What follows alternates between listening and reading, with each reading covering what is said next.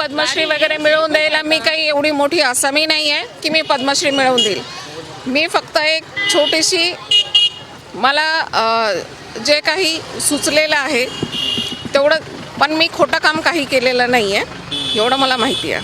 बरं ते तुम्ही तुमच्याकडे चेक 19 कोटीचा कोणाचा येतो?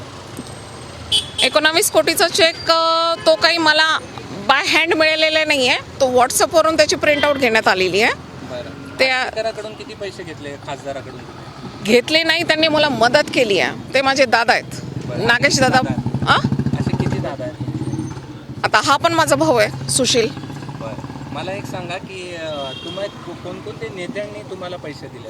नेत्यांनी तुम्ही तसं नका विचारू की नेत्यांनी पैसे दिले. जे रमेश अण्णामुळे तो दत्तात्रय शेटे यांचे जवळचे व्यक्ती आहेत. ते त्यांनीच मला ओळख करून दिली होती. दत्तात्रय शेटे टिंपी मला माहिती नाही, पण काल असं मी असं ऐकलं की चला बस झालं.